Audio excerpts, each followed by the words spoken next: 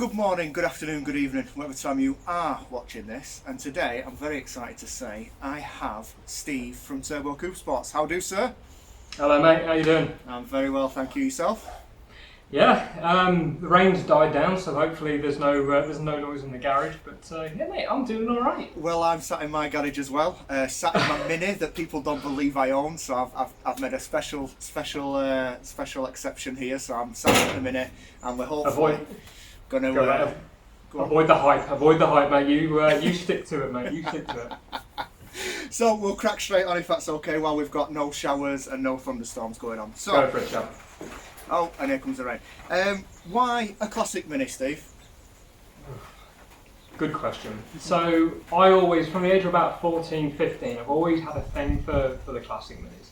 And luckily my dad did as well. Yeah. So when I told him, right, I think I was coming to about 16 and a half, and I said to my dad, look, I'd saved up, and I'd saved every penny I'd got. And I said, I think I want a classic Mini. His eyes lit up straight away. So we searched for absolutely ages, but Dad's enthusiasm always rubbed off on me, and he kept going, this is what you'll have to do to it, and he was showing me pictures of his. It's kind of one of those things that over the years, his enthusiasm for the Mini has kind of rubbed off onto me. But I just love them, I absolutely adore them, and my first car was a Mini Mayfair. Yeah. And then when I got to a point where I could actually afford another one, that's when I bought Felix number 2. Wicked. No, that's really nice that you obviously. I know speaking to you before that your dad is the one that got you into it, and it's really nice that, and it's nice to share that, I think. And like you say, passion for comes through, doesn't it? It shows through. Oh, it rubs off. It rubs off massively. Yeah. No, that's a perfect answer. So now we'll get on to the other Mini that's probably in the background there, but I want to talk about Felix. So I was going to be really nasty here and ask you to name one, but what I'm going to do is I'm going to ask you to pick 3 of your favourite things about Felix. Number 1, turbocharged engine. Without a shadow of a doubt. Yeah. The reason behind that is I wanted to boost a Mini in some way, shape or form, but again, when I originally had and the whole idea was I was going to restore it at some point. I was originally going to supercharger. Oh, okay. But my past car experience, I've had Evos, Rover 220 turbos. Pretty much most of my cars have been turbocharged in some way, shape or form. So I thought, you know what, let's do that. And I got involved with the Turbo Minis community, which is just a massive wealth of knowledge. Yeah. And yeah, I just started it, and unfortunately the ball started rolling, and it's just. Ever since then, it's just one thing after another, and the constant research, the more parts. Yeah. Another one, other thing, the interior. Yes. The original Cooper Sports and the later 500s have all got the black and nickel interiors, and I did when I first bought her, it was a bit of a state. I thought I've got to get this retrimmed, and I was so worried that nobody would be able to do it. And it was a guy called John at JCS Custom Trim. He was actually just down the road from me, and he'd experimented with somebody's car before with another Cooper Sport and did these seats, and I saw them completed and it just blew my mind. Yeah. So I said, yeah, that's it. Yeah. That's what I'm going to do. I'm going to have them completely retrimmed, and every time I go and sit in the car, it smells new. Yes. So it's stuff like the soundproofing, the sound deadening that I've put in there as well. Yeah. Don't get me wrong, when you're cruising around 60, 70 mile an hour, the exhaust drones. Yes. But it's quieter than, say, the van. Yeah. But it's night and day difference. So it's a lovely place to be. Yeah. But when you hit the loud pedal, it reminds you of what you've got underneath the bonnet. Of course, yeah. No, that's brilliant. I mean, the thing is, a lot of people forget about interiors. They make the outside look really nice, and like you said, they make it go fast. But you spend your time inside the car, so I think it is important to have a nice interior. Massively. Following on from that, what's your 3rd? Number 3 would be the exterior. Yeah. And the paintwork. Yeah. The original plan for it, and you're going to hate me for this. So the original plan, I was going to take the car back, completely rebuild it, bare shell, which is what I've done anyway. Yeah. But then I was thinking, what do I paint it? I always wanted a British Racing Green Mini. Okay. So I was tempted to paint a British racing green. But then the originality thing kicked in. My dad kicked me up the arse and went, well, hold on.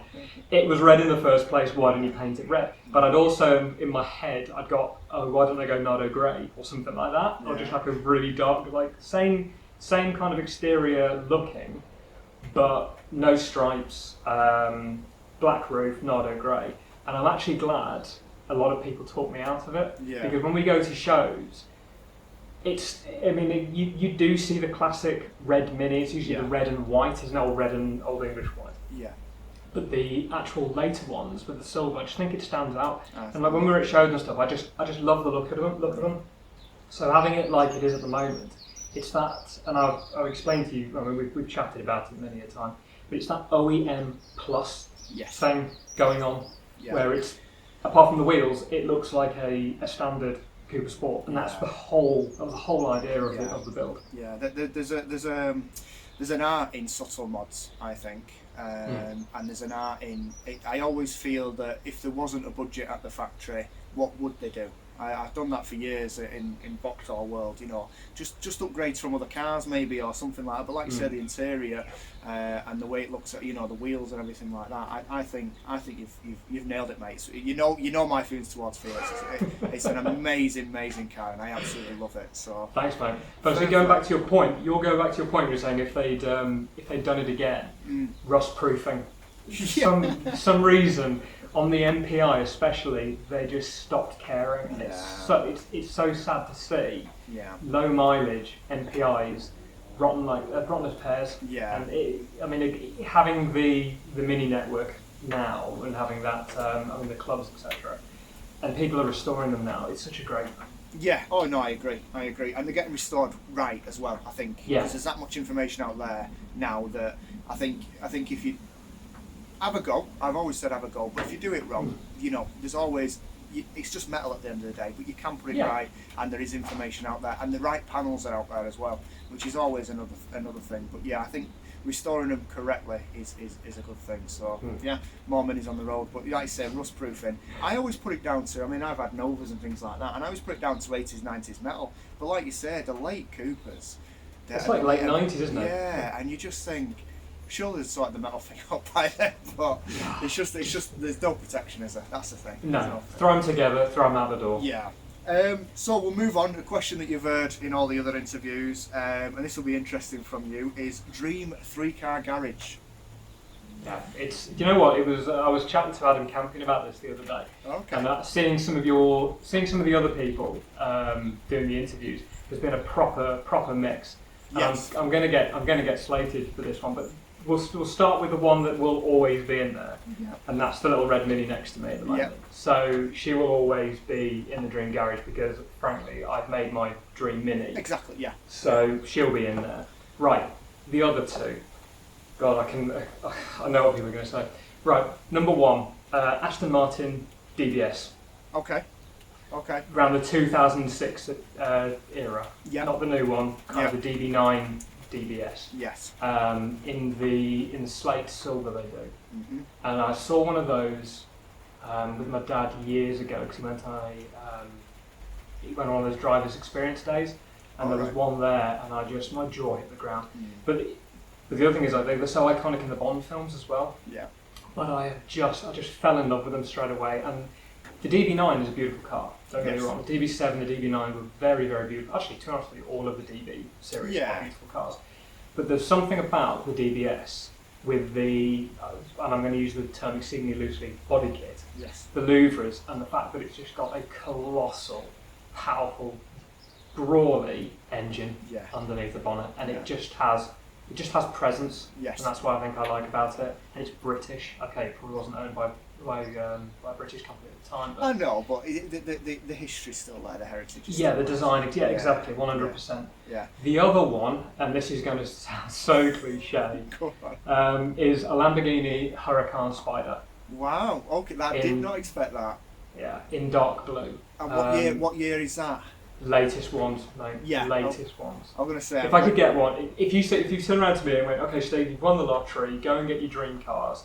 One would be the Aston, if I could find one low mileage in really good condition, and it would have to be pristine. Yeah. But the other one would be straight to the Lambo garage and give me the options. Wow. But it would be, and just one of these things where you've already kind of you've pre-made it in your head. Yeah, you've spec it. So I spec'd on the Lamborghini website like years ago, and I've got a picture. I'll send you the picture actually. It's dark blue, but with a tan interior. Right. Okay. But the spider being soft top.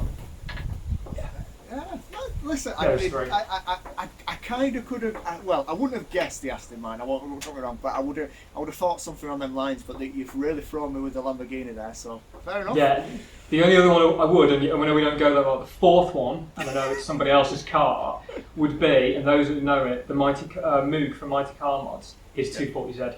Oh yes. Oh, what a car! What a car! What an engine conversion! What a car! Yeah, I agree. What a motor that is. That's fair enough. Well, that'd have to sit outside the garage. I'm sorry, you've had you through. Yeah, exactly. That's fine, mate. Absolutely fine with me. So again, another question that always comes through is: you've bought a Mini, needs no rust repair. You can't say wheels because everybody else does. What's your first modification? Brakes. Yeah. Yeah. Without a doubt. Yeah. There's one thing, and I'll bring up again, one thing when I was really young, and when you're 17, 18 years old and you're in your first car and you think you're totally invincible. My dad told me two things you don't screw with, tyres and brakes, because they're the only things that are going to stop you. Yeah. But you said I can't have wheels, so we'll go with that anyway. Perfect. Brakes. But you need, on a Mini, a good set of brakes on there, and we're talking a good quality disc and a good, and I mean, don't blow the budget, but you can get something like DS2500s or Mintex and 1144s. Yeah. Both a phenomenal pad. Yeah. I've got them on Felix at the moment, and I went from a standard pad with the CAD brakes on it to 1144s. Took the car out to bed them in. Then I gave it some stick around the Asian B road, and it's night and day difference. Yeah. I mean, really now the brakes, they don't lock, but I'll tell you what, they'll make your eyeballs come out your socket. Of course, yeah. Well, I've got the M1144s on my Fiesta. I've only just fitted them, so they're not even embedded in yet. We was running Black Diamond before. We was happy with them, but from, like you say, for anybody who knows about brakes, that the DS 25s and the 3000s if you're going track, but certainly the Mintex M144s, 1144s are absolutely amazing. They are. I had 1155s on my last Evo, and I swear if you hit left foot brake, the back wheels would come off the ground. They were very good pads, but unfortunately, as a lot of you will probably be screaming in the comments, they're noisy, and good pads are noisy. Yes, they are noisy, but they work. Correct. So I'd sacrifice noise over working. So any day. So again, another question, but it just gives a bit of who you are. I feel. Do you have any other hobbies other than cars or minis, should we say? Yeah, I'm one of those that I've got loads of hobbies, but I'm not great at any of them. My main hobby outside of this, I'm messing around with cars. I play the guitar. Oh, okay. Play the bass. I play both six string and the bass. I've been doing that for about 25 years now. Wow. I've played in bands at university, and when I've been overseas, detached, we've found a couple of people and you make a band together, sort of thing. I do. So the occasionally I'll just pick the guitar up and have a bit of a jam to music and stuff. So do that. I've got my drone, which you probably saw at IMN me playing about with. I've crashed that several times now. So, so again, not absolutely brilliant on it. I also a massive gym goer when they were open. Used to go 3 or 4 times a week in the morning before work. It was just one of those things that kind of cleared your mind just when you started work. I rode bike and a mountain bike. Fair enough. No. And like I said, I knew some of them. I didn't know about the guitar though, so fair enough. But I think that gives a bit of an insight into the person really, which is nice. So, great set there. Right. So you've mentioned a couple of these already, but can you name? You don't have to name them all, but give us some of your previous cars, some of your car history. Well, so Felix number 1, which is the first red 998 Mini Mayfair, which is what Felix number 2 was named after. Yep. I've had Rover 214, the R8, the square one, kind of the Honda one. Yeah. I've had a Rover 220 GSI Turbo, so again, same shape, 3-door, T-Series, T16 engine, turbocharged, about 240 brake. That was a brilliant car. I've had 2 Evo 6s, an Evo 9 GT, but that was running 650 brake. Oh. I've had a BMW 330i Club Sport in that weird baby blue colour, and frankly I hated the car. Oh, okay. I only had it for 9 months, I hated it. I've had, so we go for cars I hate and I got rid of. I had a BMW Z4M, the coupe, not the soft top. I just want to put out that it was the coupe, not the soft top. It was a pristine, it was almost concourse. Just couldn't get on with it. It was just too long at the front. You were pulling half the car out of the junction just to see around. They are massive. Yeah, they are. And the other exciting one I've had, apart from the 2 minis, is the recently departed M3 F80. And that was the M3 competition, so it was running about 470 brake horsepower standard, because they always make more power than they list us. Yeah. But it was just, I mean, I was saying to you guys actually not so long ago, I just think they got it right.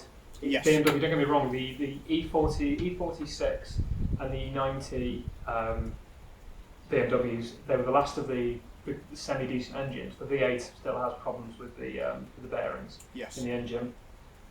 But when they went to the F80 and they suddenly made these big wide, I mean, the M3 it was a colossal car. Yeah.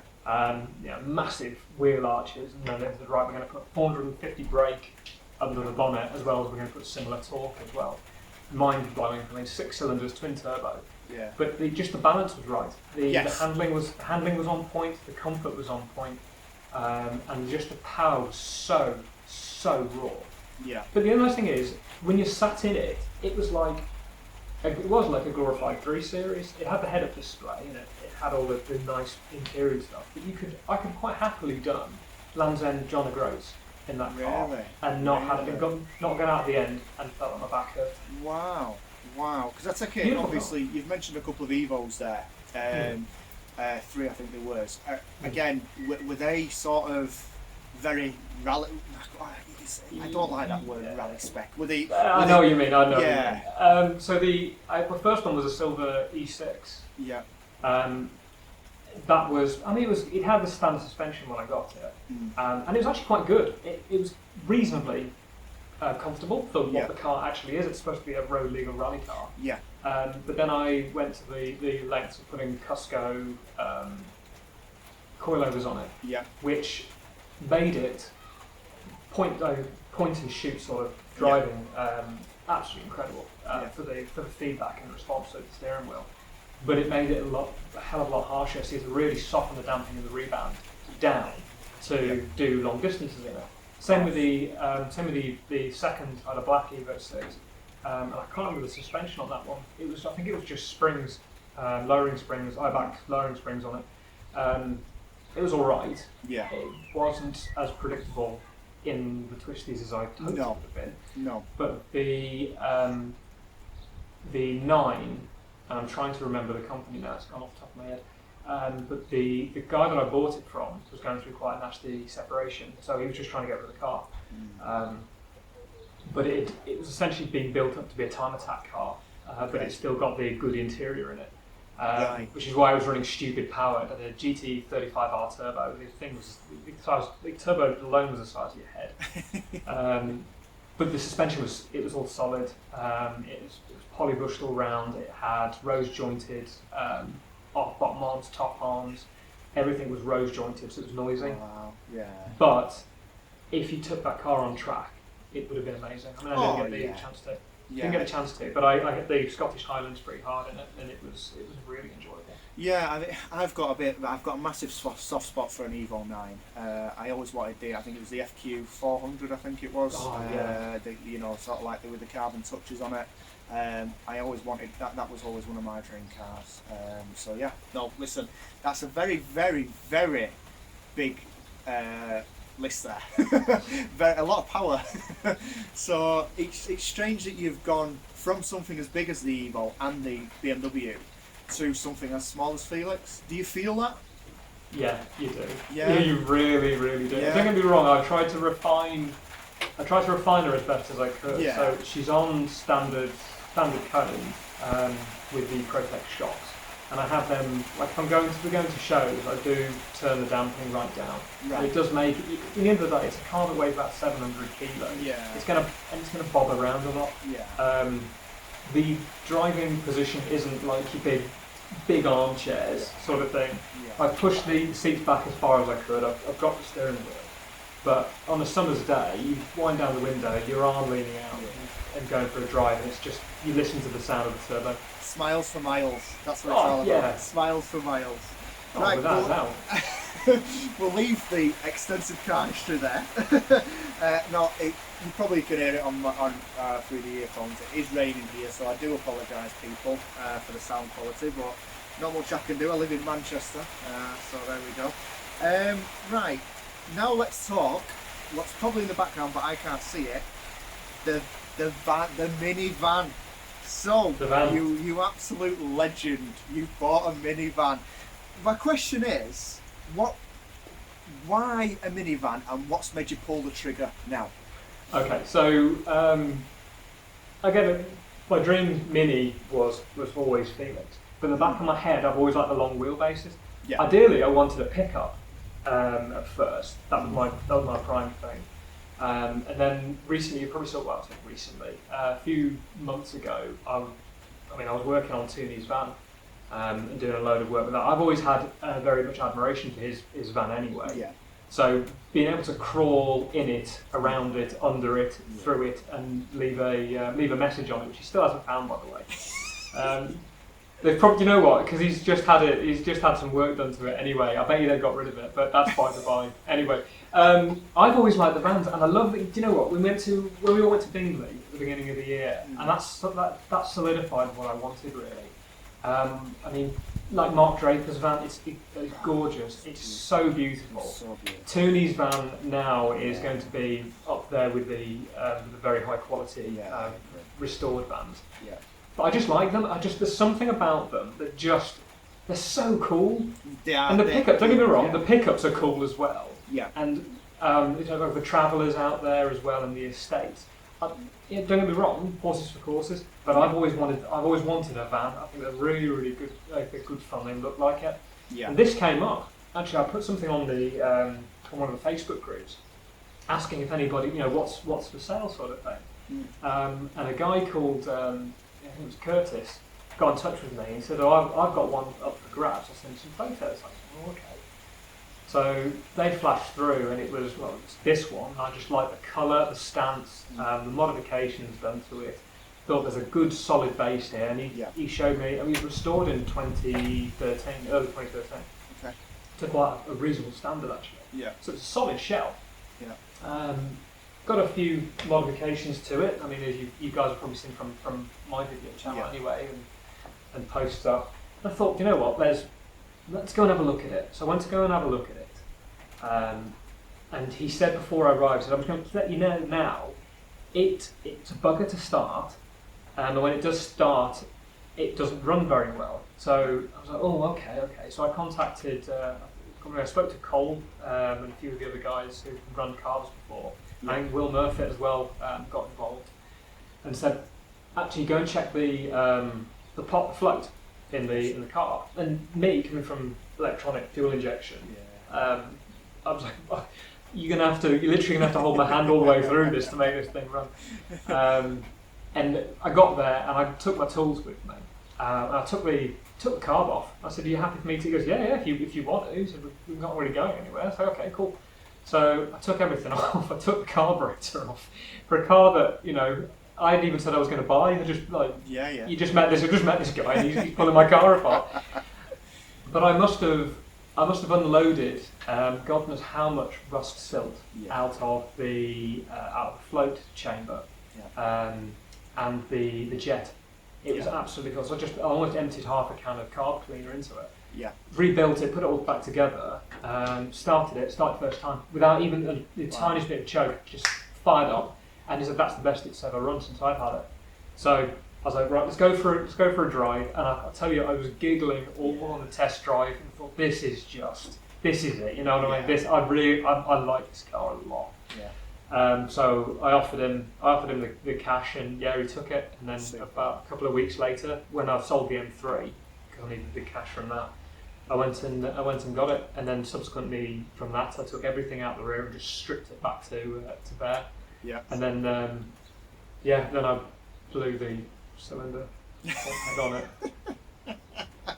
Welcome to a series, love, mate. With Yeah, it was one of those. Wherever my dad is at the moment, bless his God rest his soul. I bet you he's sitting there shaking his head and going, you knew that was a leaded car. So just for people watching, if you've got a leaded cylinder head, and when we're talking probably pre-90s, yeah, put leaded additive in. Because Yeah. if you don't, you melt the valves. Yeah. I found that out the hard way. Yeah. But thank you to Adam Campion. I've got a new cylinder. I've got an unleaded cylinder head on it, and she runs perfectly. No, they do run really well with unleaded cylinder heads. And again, massive shout out to Adam, because I know the deal he did you on that. So absolutely, He's an absolute legend. He's a legend. So we'll move on from that one then. So let's do some YouTube questions. Let's finish it off with some YouTube questions. So obviously we all missed out on Felix being built, which I am absolutely gutted about, and I know a lot of other people are. So what's made you put the van onto YouTube, shall I say? Put meat on the bones to this one. So kind of going back to why I started doing stuff on YouTube in the first place was I needed somewhere to upload videos when I had a problem with the car. I was like, right, I've done this, can somebody kind of help me out? This is it. And I started getting people watching it, and I started watching more videos anyway. I mean, it was like yourself, Will, Tom, and Mini Tom as well. We're talking Tom Sharrock and Mini Tom. Yeah. And I started thinking, oh, there's a good community to this. Yeah. And that's when I think I said to you, we were in discussion before, probably IMM. It's when I wish I'd started Felix on video. Yeah. But I'm one of these people that just, and I think a lot of people agree with me, you just find a time where you go, right, I'm going to work on the car now. Yeah. You just want to get on with it. Yeah, you do. And I'm one of those. So because I'm kind of doing the van slow time anyway, I thought I'll film this. Yeah. So I've been using my phone and doing it. But the nice thing is, because it highlights as well as you're going along, somebody goes, actually, Steve, you're not doing that quite right. Yeah. Which is brilliant. Yeah. But I just thought I'd share the journey with this one, because it's the van. Okay, it's slightly longer, but there's stuff on this that I'm going to be doing in the future that will make your eyebrows rise and go, okay. Yeah, exactly. So I started documenting it. So there's a few more bits and pieces I need to do. I've just recently done the soundproofing. Sound deadening. Can't really proof a Mini anyway. I've done a lot of sound deadening on there. My new interior is coming as well. So that's part 4, part 5, part 6. So stand by for a lot of material coming your way. Brilliant. Well, absolutely. I can't wait. I genuinely can't wait. So, obviously, like I say, we're still continuing on the YouTube theme. And I asked everybody this, and you can relate it to minis, you can relate it to something else if you want. Name a couple of your favourite YouTube channels. Some stuff that you watch. You don't have to, like I say, don't have to be mini related. Can be one of the obvious ones. I've got the flag up in the back. You can't see it, Alex. But I've got the Mighty Car Mods shop flag up there as well. Yeah. Massive fan of Mighty Car Mods. Cletus McFarlane. I watch a lot of. I just find them. I do just find them really good, entertaining videos. Big V8s with turbochargers on them. It just ticks the box for me. Fair enough. They are pretty. It's pretty PFI Speed as well, or the PFI Speed and Boosted Boys. Yeah. We're kind of all part of that as well. I think that's what, as car-wise goes. That's pretty much it. I watch all you guys on YouTube as well. But outside of that, I watch. There's a guy called. He's got a channel called Music for Win. Is it Music for Win? Music for Win, I think it is. I can't remember his actual name. He's an amazing guitarist, but he knows it's not easy to learn the guitar. Yeah. And he's one of the best I've come across ever on YouTube. But he makes things really simple to learn. So, like for me, who kind of goes through waves of playing the guitar and not a brilliant guitar, but I can do a couple of solos, and I can bang out something that doesn't make dogs howl. But I can watch stuff like that. One that will surprise you, and I really suggest people watch this from the beginning. There's a series called Acorn to Arabella, and it's about these two boat makers that have taken a boat called Victoria, that was their old boat, and it's just rotten, fallen apart, and they have replicated it to a spec, left some old drawings. It's called the Arabella, Right. and they're making this from scratch, and it's a beautiful, huge. It's absolutely colossal, but they're doing it in America, but they're so humble, and the wood techniques and stuff like that. It just blows my mind. And I stumbled upon it actually, purely by accident. And they were doing the lead footing for it, and on the bottom of the boat, apparently you've got massive weight. Yeah. And they dug this hole in the ground, lined it with wood, and poured lead into it, and that's how this. That's like, oh my god. Yeah. But I started watching it, but I'm now just obsessed with watching it. Love it. To be honest with you, Alex, there's absolutely loads that I've got, and I'm just going to. I don't want to waste too much time. Listen. These are not 10 minutes anymore, and I don't care. Yeah, it's if my phone will actually load it, which it probably won't. There's probably tons more, mate, but.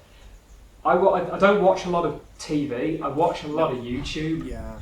So when series come up, I'm straight in. Yeah. I mean, we all watch. I mean, I think any warm-blooded male's watching Project Binky. You know, the guys at Bad Obsession. Yeah. But stuff like the Skid Factory as well. Yeah. Yeah. The Stuff like that. Very good. Yeah. So I'm just watching. I really like projects. Yes. Where people can just get nitty-gritty and go from the beginning and all the way through, and I think that's what got me getting into the whole YouTube mini community. It was watching like Matt do his, and because he was releasing a video daily. Yes. So like when I was at the gym, I was on a treadmill or something like that. I just set my phone up. Yeah. And I just watch 20-30 minutes of him doing some welding, some cutting, and some painting. Yeah, exactly. Yeah. And then I started like watching Tom Sharrock's as well with his mini as well, and just going through the motions with that, and just finding more. Because when you start typing like classic mini project into YouTube, it's just lists. It's endless. It's endless. Yeah. There's so many people now. It's great. It is great though, because I know everybody's restoring a mini, but everybody's doing it in their own way. I've always said this about when it comes to projects or race cars or whatever, track cars, whatever you want to call them. People have different ideas, and people also have different priorities. So what's important to one man is not important to someone else. I've seen people build £10,000 engines and put a used clutch in it. And now, to me, that sounds absolutely insane. But to them, they're not bothered. It's just not a priority to them. And I've seen people put silly money in a car in handling and put ditch finder tyres on it. It should, it doesn't make sense. But some people have to draw the line at some certain place. And I get that. It is, and everybody's got a budget. Everybody's got an idea, and everybody's different. And we all start somewhere. I mean, crikey, when I was 17, if you told me to change the oil on a Mini, I'd have laughed at you because I had no idea how to do it. Yeah. But here's me like now, and rebuilding gearboxes, rebuilding Steve. Yeah, exactly. And I don't think I rebuilt my when I thankfully blew my first Evo's gearbox up. They're relatively straightforward. They're just engineered to be simple, really simple. But a Mini's gearbox threw me totally, and I was my big shout out there to Paul Jeffries for literally walking me, holding my hand through building it. But stuff like that, and I'm never been afraid to just get on with it. If you know what I mean. Like with the COVID situation, it's just like I've got time now, so I wanted to put that new camshaft in, and I wanted to put that stronger gear set in. Well, what a perfect time to do it. I've got the time. I've got the garage. Just crack on with it. When you did do the gearbox, I'm just wondering, did you when you obviously you separate the parts out so you know where to put them back in. Where did you put the unicorns? Because honest to God, there is unicorns in mini gearboxes. They scared the life out of me. Honestly, those little the best way, do you know those when you get takeaways, those little plastic tubs? Yes. I've got hundreds of them. Stick them in that. Honestly, and people say to me, Cole said it to me, Paul said it to me, you said it to me, mini gearboxes, they're okay, they're pretty simple. I'm like, nope, scares the life out of me. But hey ho, if I had to do one, then I'd do one. It's as simple as that, and I think the good thing is, again, it's like I said, when you're restoring a car, if you make a mistake, so what? Do it again, you know what I mean, and learn from your mistakes. The thing is, when it starts costing you a lot of money, that's when you start wondering what you are doing wrong. So. Yeah, I think everybody that's ever owned a Mini has had that thought in their head at some point. Definitely. So, last question. You have said this. You've already said this, but I will go through it again. What can we expect coming up on YouTube then? Obviously, like you said, there's lots of parts coming up for the minivan, which I'm really excited about. What else? Is there anything else? Right. Some rundown with the Mini at the moment. New interior going in the front. Soundproof. Finishing off the sound deadening in the back. Yeah. Tarting a few bits and pieces up with it. That'll all be on as well.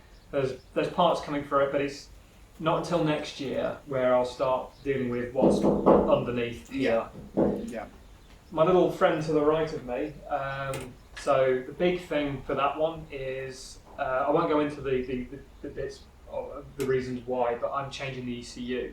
Please say it. Please say it. Go on, say it. What? I'm going Haltech. Yes! Yes! I'm so excited to watch that. I am really excited. I've blown the budget on it, and I'm living out of Tesco value everything at the moment. But I've bought an Elite 1000 ECU with basic wiring loom, a idle control valve, which they've just released, and a load of loom parts for it. So the loom and the ECU out of Felix. I'm putting the Elite inside the car, so the ECU is going to be behind the dash, so it makes it easier to access, because at the moment it's wedged up in the corner and I don't want the new ECU up there. But the nice thing about the Elite series is all the extra little bits and pieces that come with it, and you'll like some of these, Alex. So for once I'm getting knock control.